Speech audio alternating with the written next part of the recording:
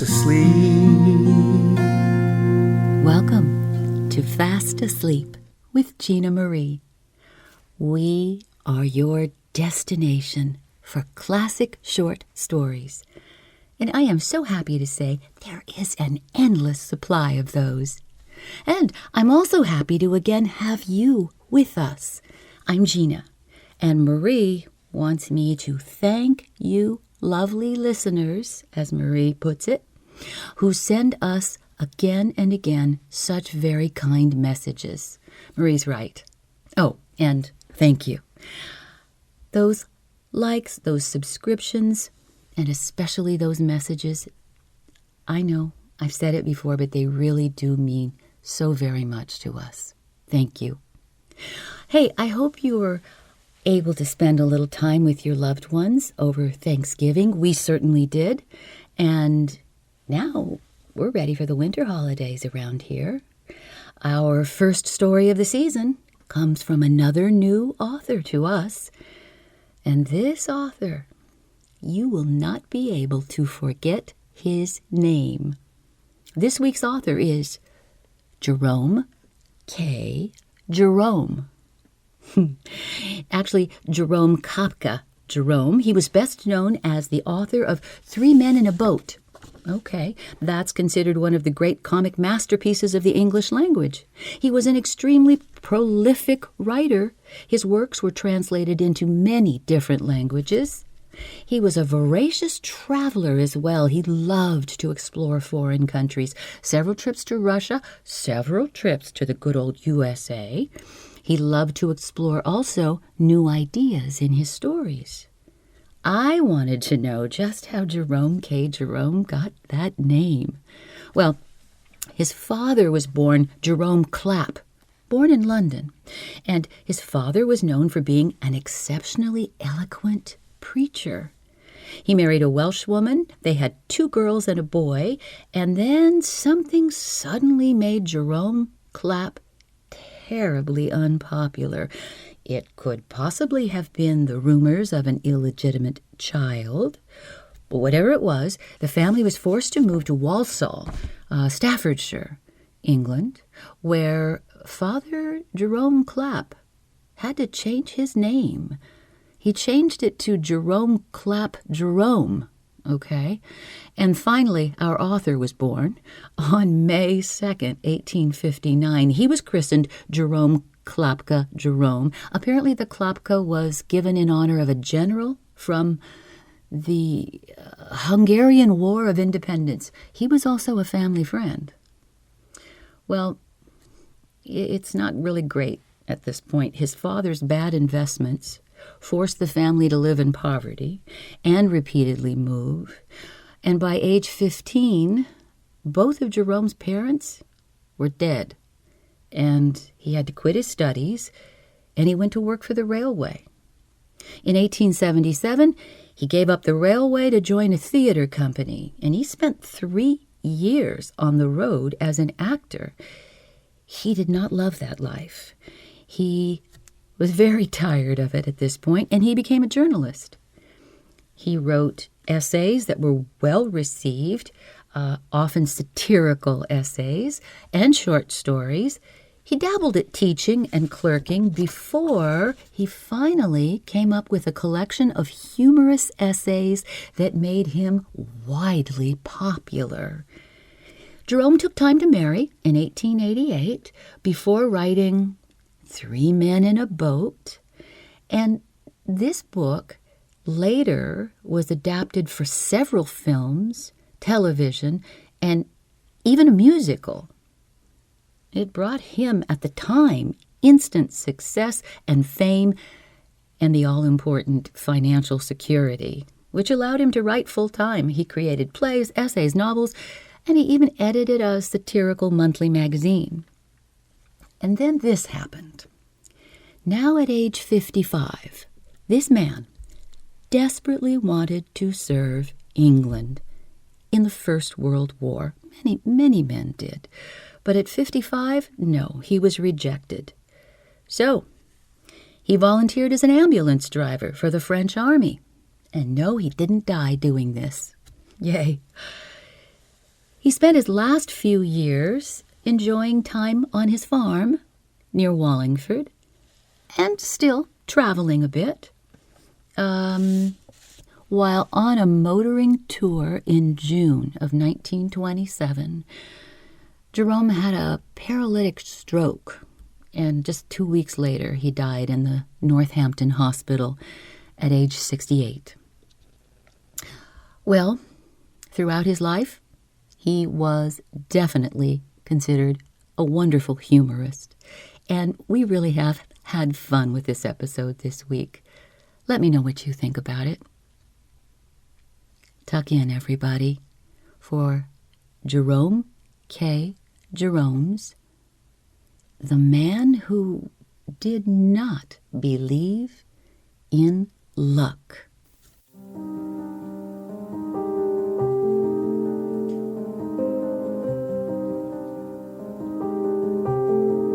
He got in at Ipswich with 7 different weekly papers under his arm. I noticed that each one insured its reader against death or injury by railway accident.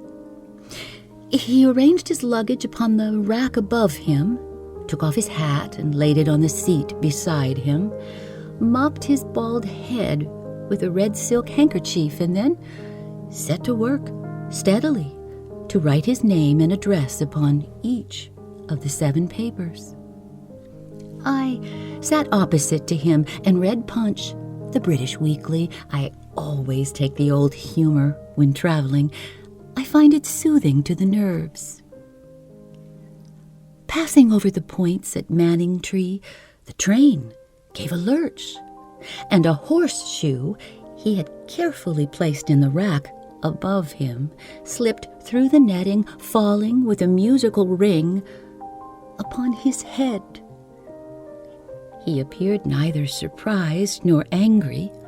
Having staunched the wound with his handkerchief, he stooped and picked the horseshoe up, glanced at it, as I thought, with an expression of reproach, and dropped it gently out of the window. "Did it hurt you?" I asked. Oh, it was a foolish question. I told myself so the moment I had uttered it. Or the thing must have weighed 3 pounds at the least.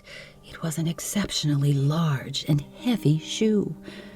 The bump on his head was swelling visibly before my eyes. Anyone but an idiot must have seen that he was hurt. I expected an irritable reply. I should have given one myself had I been in his place. Instead, however, he seemed to regard the inquiry as a natural and kindly expression of sympathy. "It did a little," he replied. "What were you doing with it?" I asked. It was an odd sort of thing for a man to be traveling with. It was lying in the roadway just outside the station," he explained. "I picked it up for luck." He refolded his handkerchief so as to bring a cooler surface in contact with the swelling, while I murmured something genial about the inscrutability of Providence. "Yes," he said, "I've had a good deal of luck in my time, but it's never turned out well. I was born on a Wednesday," he continued, "which, as I dare say you know, is the luckiest day a man can be born on. My mother was a widow, and none of my relatives would do anything for me. They said it would be like taking coals to Newcastle, helping a boy born on a Wednesday, and my uncle, when he died, left every penny of his money to my brother Sam, as a slight compensation to him for having been born on a Friday.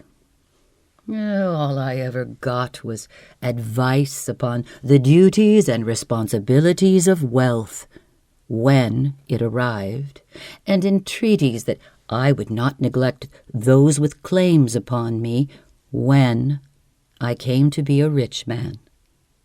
He paused while folding up his various insurance papers and placing them in the inside breast pocket of his coat. "And then there are black cats," he went on. "They're said to be lucky. Why, there never was a blacker cat than the one that followed me into my rooms in Bolsover Street the very first night I took them." "Didn't it bring you luck?" I inquired, finding that he had stopped. A faraway look came into his eyes. "Well, of course, it all depends," he answered, dreamily. "Maybe we'd never have suited one another. You can always look at it that way. Still, I'd like to have tried." He sat staring out the window, and for a while I did not care to intrude upon his evidently painful memories. "What happened then?" I asked, however, at last. He roused himself from his reverie. "Oh," he said, "nothing extraordinary. She had to leave London for a time and gave me her pet canary to take charge of while she was away." But it wasn't your fault," I urged. "No, perhaps not," he agreed, "but it created a coldness which others were not slow to take advantage of. I offered her the cat, too," he added, but more to himself than to me. We sat in silence. I felt that the consolations of a stranger would sound weak. "Piebald horses are lucky, too," he observed, knocking the ashes from his pipe against the window sash. "I had one of them once." "Oh, what did it do to you?" I inquired. "Lost me the best crib I ever had in my life," was the simple rejoinder. "The governor stood it a good deal longer than I had any right to expect. But you can't keep a man who is always drunk. It gives a firm a bad name." "Oh, it would," I agreed. "You see," he went on, "I never had the head for it. To some men it would not have so much mattered, but the very first glass was enough to upset me. I'd never been used to it." "Oh, but why did you take it?" I persisted. "Well, the horse didn't make you drink, did he?" "Well, it was this way," he explained, continuing to rub gently the lump, which was now about the size of an egg. The animal had belonged to a gentleman who traveled in the wine and spirit line, and who had been accustomed to visit, in the way of business, almost every public house he came to. Well, the result was you couldn't get that little horse past a public house. At least I couldn't. He sighted them a quarter of a mile off and made straight for the door. I struggled with him at first, but, well, it was 5 to 10 minutes' work getting him away, and folks used to gather round and bet on us. I think maybe I'd have stuck to it, however, if it hadn't been for a temperance chap who stopped one day and lectured the crowd about it from the opposite side of the street.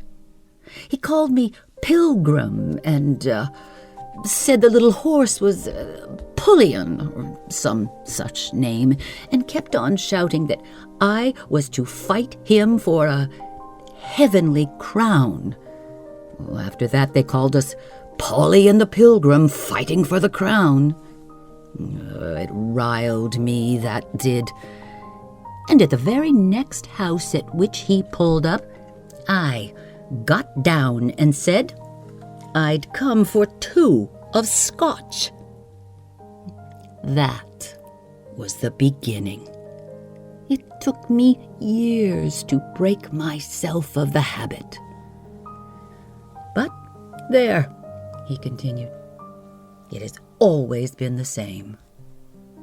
I hadn't been a fortnight in my first situation before my employer gave me a goose weighing 18 pounds as a Christmas present. Well, now, that couldn't have done you any harm, I remarked. That was lucky enough. So the other clerks said at the time, he replied. That old gentleman had never been known to give anything away before in his life. He's taken a fancy to you, they said. You're a lucky beggar. He sighed heavily. I felt there was a story attached. What did you do with it? I asked. Now that was the trouble, he returned. I didn't know what to do with it. Well, it was 10 o'clock on Christmas Eve, just as I was leaving, that he gave it to me. Diddling brothers have sent me a goose, Biggles, he said to me as I helped him on with his greatcoat. It's very kind of them, but I don't want it myself. You can have it. Well, of course, I thanked him and was very grateful. He wished me a Merry Christmas and went out. I tied the thing up in brown paper and took it under my arm. Oh, it was a fine bird, but heavy. And under all the circumstances, it being Christmas time, I thought I would treat myself to a glass of beer. I went into a quiet little house at the corner of the lane, laid the goose on the counter. Oh, that's a big 'un, said the landlord. You'll get a good cut off of him tomorrow. Well, his words set me thinking, and for the first time it struck me that I didn't want the bird, that it was of no use to me at all. I was going down to spend the holidays with my young lady's people in Kent. Oh, is this the canary young lady?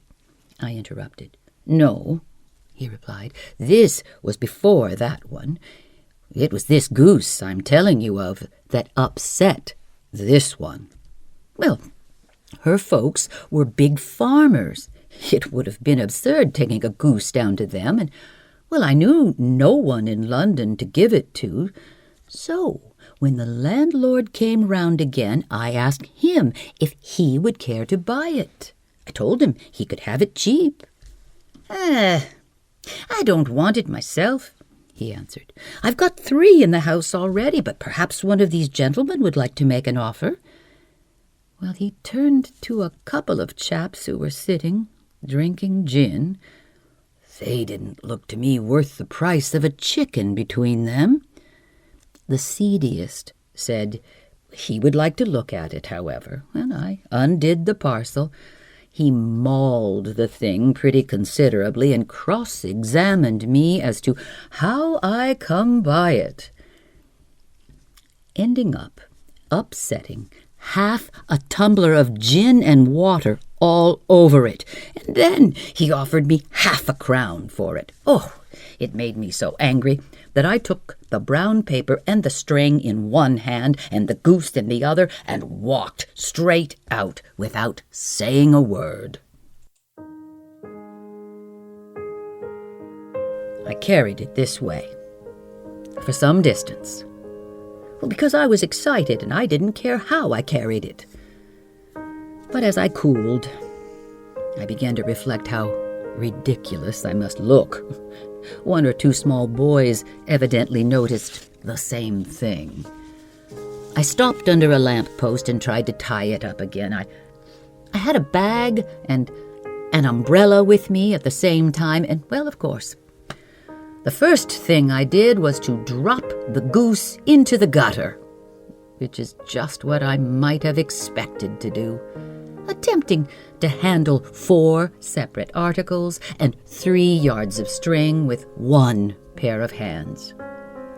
I picked up about a quart of mud with that goose and got the greater part of it over my hands and clothes and a fair quantity over the brown paper. And then it began to rain.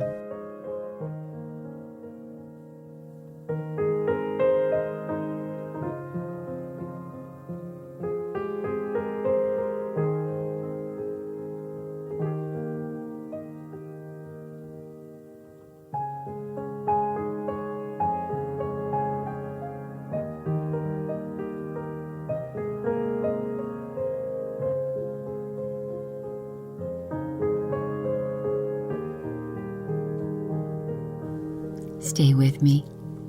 I'll be right back.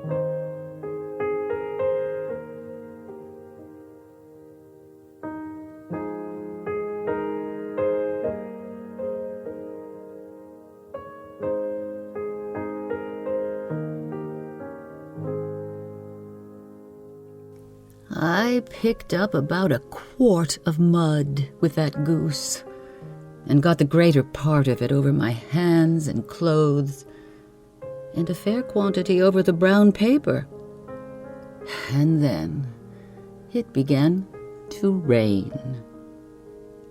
I bundled everything up into my arms and made for the nearest pub, where I thought I would ask for a piece more string and make a neat job of it.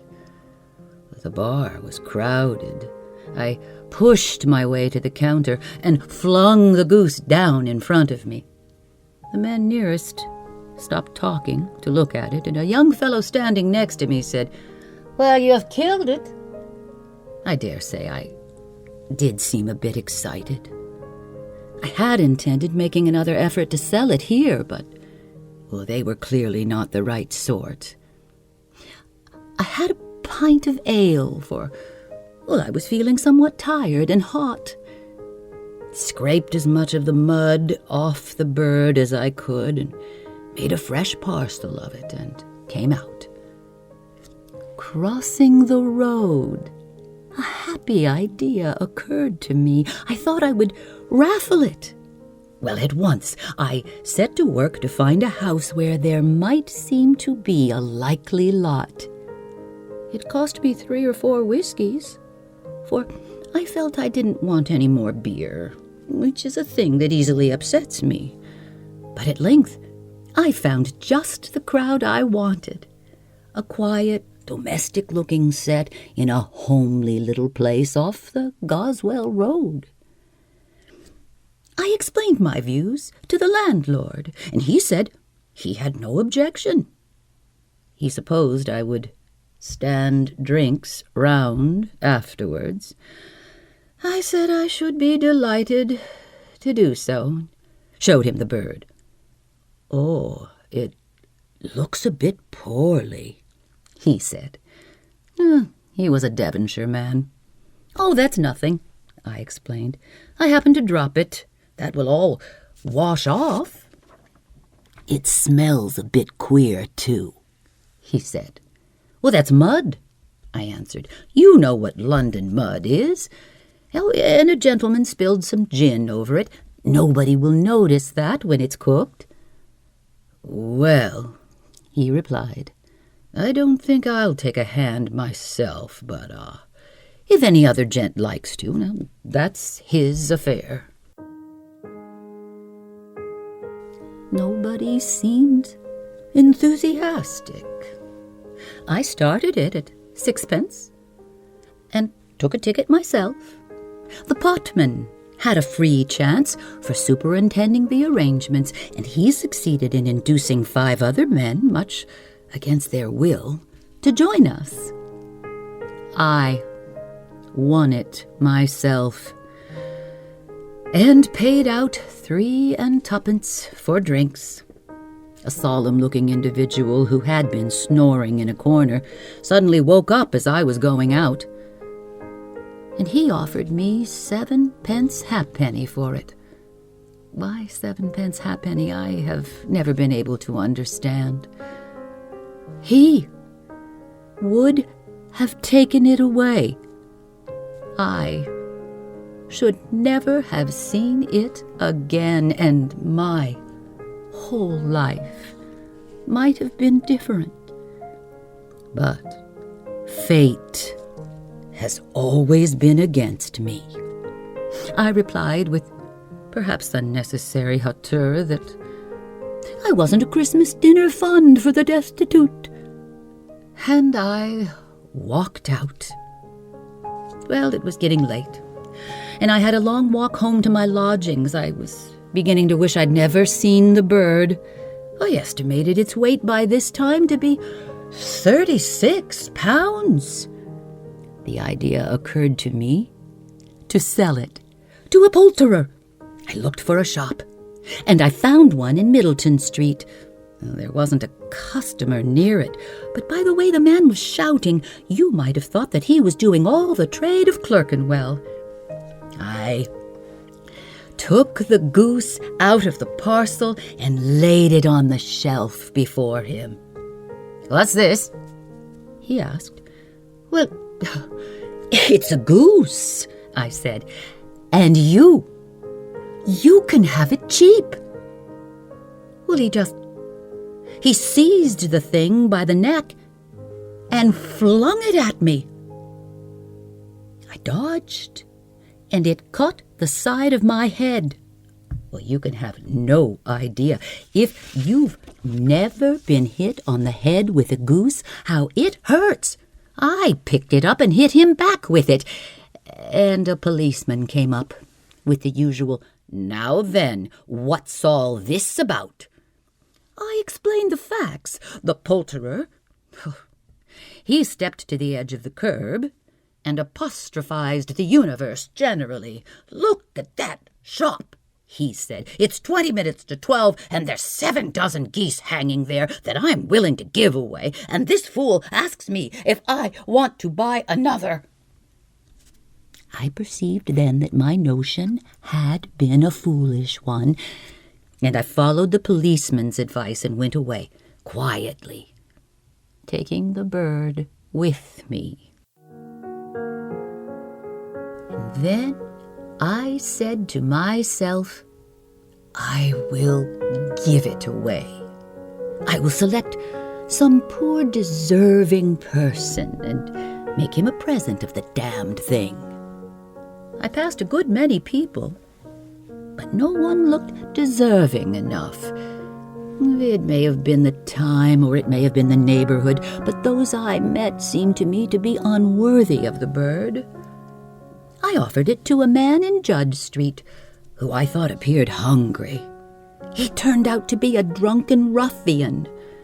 I could not make him understand what I meant, and he followed me down the road, abusing me at the top of his voice until, turning a corner without knowing it, he plunged down Tavistock Place, shouting after the wrong man.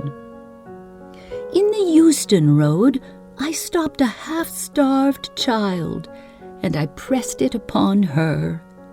She answered, not me," and ran away.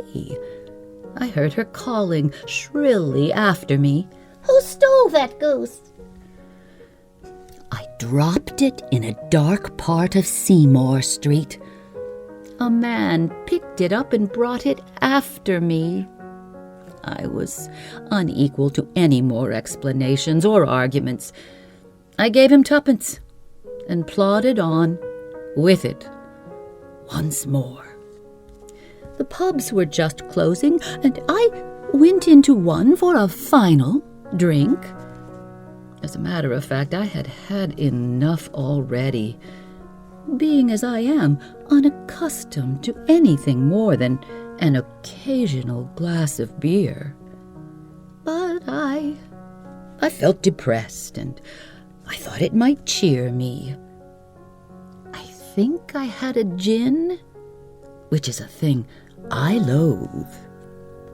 Now, I meant to fling it over into Oakley Square, the Goose, but a policeman had his eye on me, and he followed me twice round the railings. In Golding Road, I sought to throw it down an area, but was frustrated in like manner. The whole night police of London seemed to have nothing else to do but prevent my getting rid of that goose. They appeared so anxious about it that I fancied they might like to have it. I went up to one in Camden Street. I called him Bobby, and I asked him if he wanted a goose. "I'll tell you what I don't want," he replied severely, "and that is none of your sauce." He was very insulting, and I naturally answered him back. What actually passed, I forget, but it ended in his announcing his intention of taking me in charge. I slipped out of his hands and bolted down King Street. He blew his whistle and started after me. A man sprang out from a doorway in College Street and tried to stop me. I tied him up with a butt in the stomach and cut through the Crescent, doubling back into the Camden Road by Bat Street. Now, at the Canal Bridge, I looked behind me and could see no one. I dropped the goose over the parapet, and it fell with a splash into the water. Heaving a sigh of relief, I turned and crossed into Randolph Street, and there a constable collared me. I was arguing with him when the first fool came up, breathless. They told me I'd better explain the matter to the inspector, and I thought so too. The inspector asked me why I had run away when the other constable wanted to take me in charge. I replied that it was because I did not desire to spend my Christmas holidays in the lockup, which he evidently regarded as a singularly weak argument. He asked me what I had thrown into the canal. I told him, a goose. He asked me why I had thrown a goose into the canal. I told him because I was sick and tired of the animal.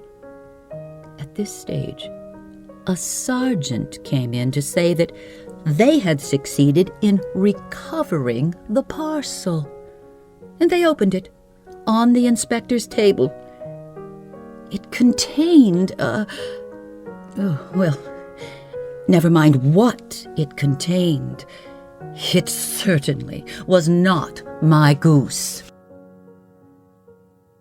I pointed out to them that it wasn't my parcel and that it wasn't my item. But they hardly took the trouble to disguise the fact that they did not believe me. The inspector said it was too grave a case for bail, which, seeing that I did not know a soul in London, was somewhat immaterial. I I did get them to send a telegram to my young lady to say that I was unavoidably detained in town, and I passed as quiet and uneventful a Christmas Day and Boxing Day as I ever wish to spend. In the end, the evidence against me was held to be insufficient to justify a conviction, and I got off on the minor charge of drunk and disorderly. But I lost my situation, and I lost my young lady, and I don't care if I never see a goose again.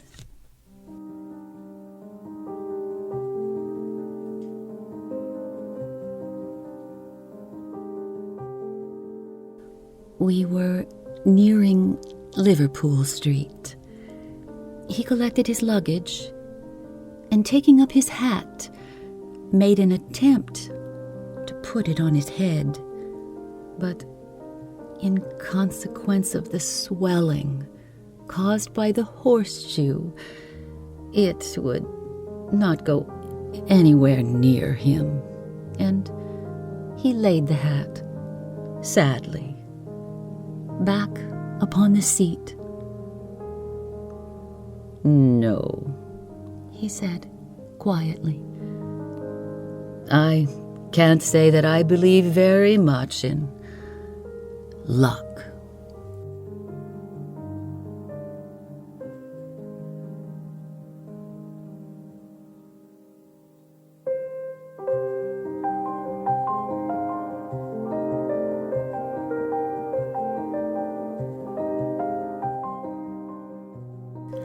Introduction information for this episode is from an article entitled Jerome the Man, and it's from the Jerome K. Jerome Society.